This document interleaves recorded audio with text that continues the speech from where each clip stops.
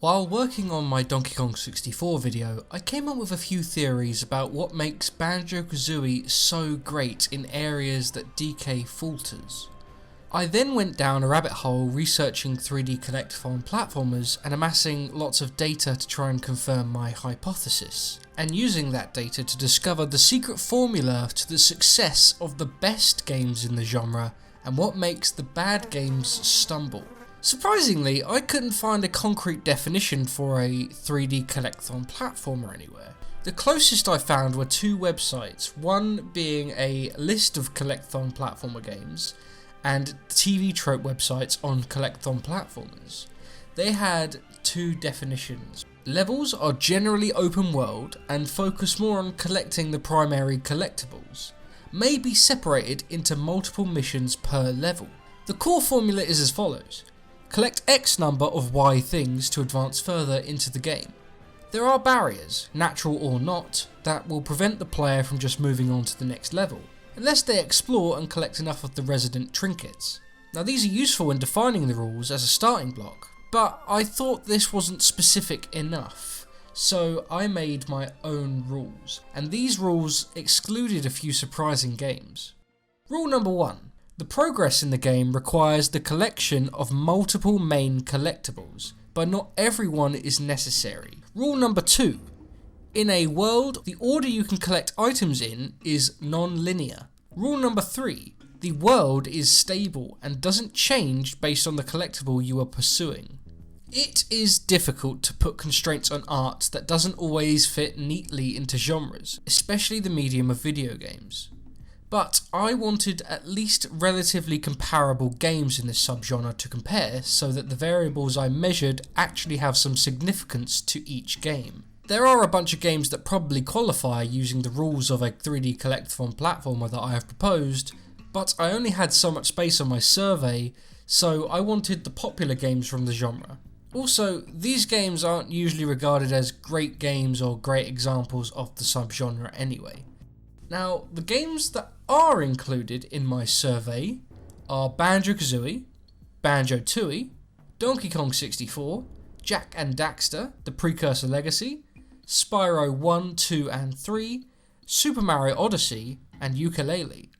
This excludes Super Mario 64, Sunshine, the Ratchet & Clank series, Hat in Time, and I'm sure some of your favourites. Most of these games come down to having primarily linear sections or changing the world. Now, Mario 64 and Sunshine will be the contentious ones, but hear me out. In most of the levels in Super Mario, you have to select a star you're going to collect at the start of the world, and this changes the level layout upon entering. In Thwomp's Fortress on the second star of Super Mario 64, it adds an extra part of the level to traverse.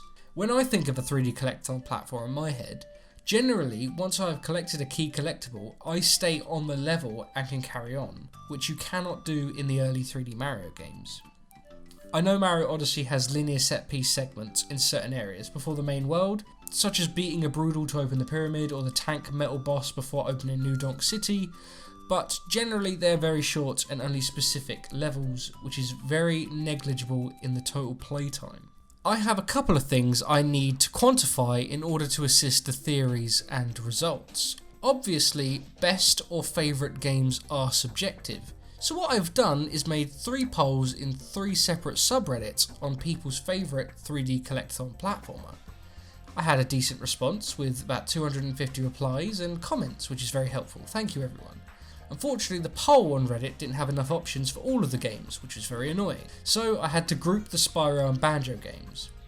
I have also my list of favourite to least favourite games, along with a few friends of whom I trust their general opinions, with Banjo-Kazooie, Super Mario Odyssey being top, with Banjo-Tooie and Yooka-Laylee being at the bottom. The data isn't perfect, so I can't draw a definite conclusion on the general populace's favourite to least favourite for a variety of reasons. 1, I'm not a big YouTuber, I don't have access to many votes or public opinion.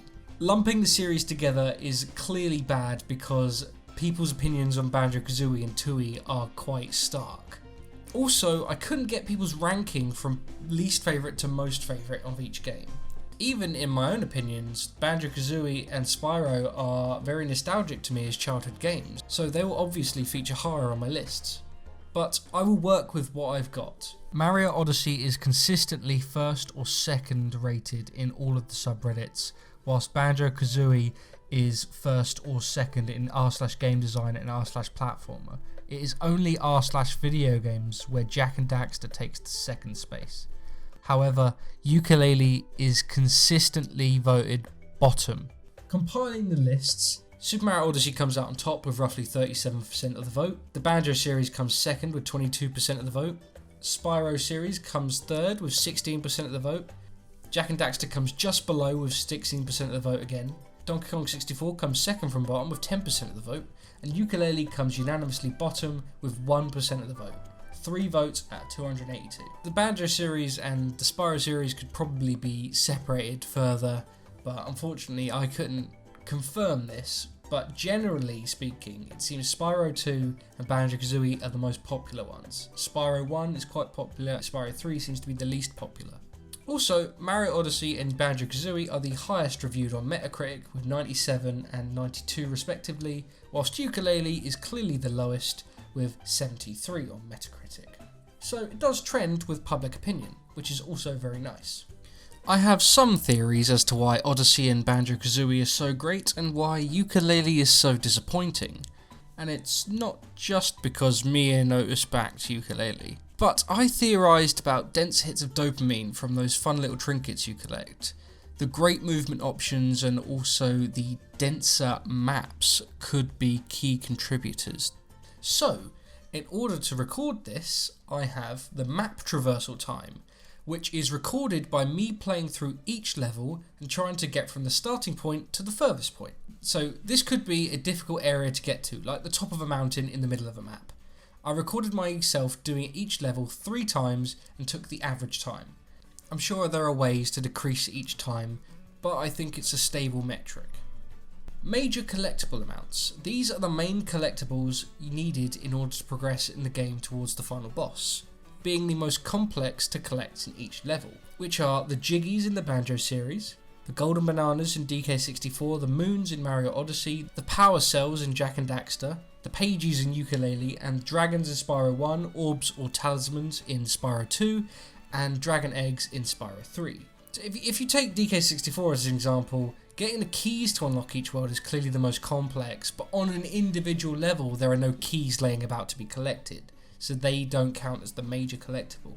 The Spyro series does require collection of multiple collectibles to progress in the game, but the Dragons and Orbs are clearly the biggest reward in the level, whereas you have thousands of jewels scattered around the stages. Minor collectible amounts. These are every collectible item in the game that is not health or ammo drops. So, for example, in Banjo you have notes, Mumbo tokens, and Jinjos and all that stuff. But not things like the Christmas presents or Blubber's treasure.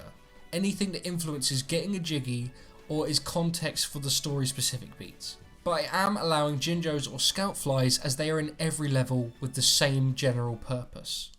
Usually these minor collectibles help you towards unlocking power-ups or doors.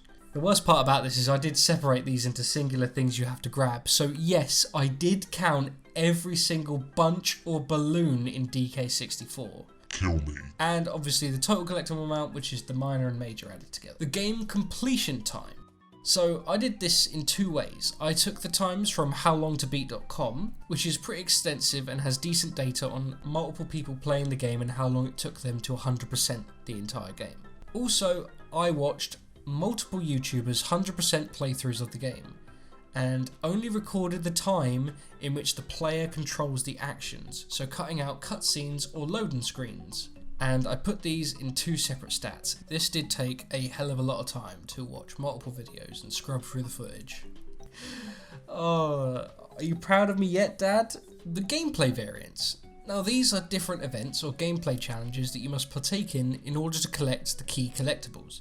So in the Spyro series, you have general platforming, a flying mission, chasing a guy, etc.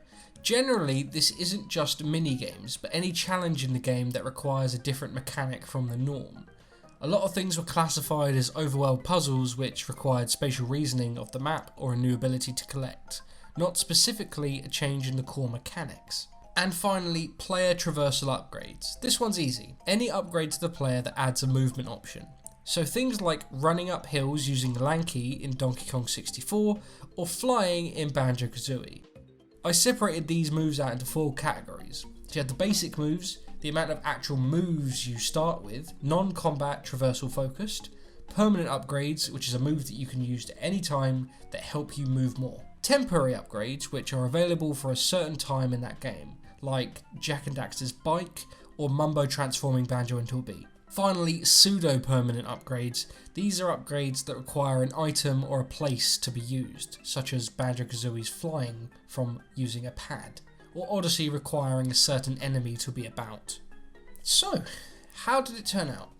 DK64 is infamously known for its obscene amounts of things to collect, but it's surprising that it ranked 5th out of 9 for the total amount of things to collect in games, so surely there was something more at play here. Well, I made a lot of graphs. The crux of why I'm doing the data analyses on this game is mainly because I struggled to nail down the specific reasons as to why I love Mario Odyssey and Banjo-Kazooie, and yet find Banjo-Tooie and Yooka-Laylee a struggle to play through. Otis did propose a interesting thought experiment of, without Banjo-Kazooie's charm, is the game still a classic, or is it a monotonous slog? And my answer to this is that obviously, any game without its charm isn't nearly as fun. But Banjo-Kazooie would still be a more enjoyable or tightly designed game than Banjo-Tooie or Yooka-Laylee in the same situation.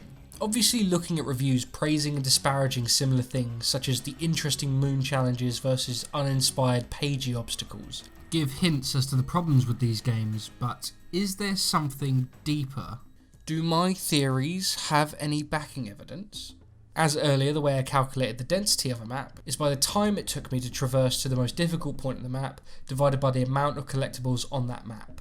Mario Odyssey has the most dense maps for major collectibles with big outliers, while the minor collectibles are less tightly packed. Banjo-Kazooie has the best concentrated density of all of the games, with both major and minor collectibles being consistently well paced in the levels. Yooka-Laylee and DK64 are surprisingly well packed for major collectibles, but for minor, not so much. Finally, Banjo-Tooie being the most shocking, with easily the most sparse maps in all types of collectibles. This makes sense, reducing the music notes to nests and making each map much larger in scale than Kazooie contributes massively to this.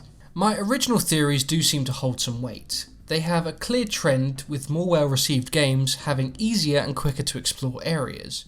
Removing Bowser's Kingdom from Odyssey at a staggering 2 minutes and 54 seconds, which is nearly 3 times most of the other levels, would put it in line with Banjo-Kazooie across the board in density.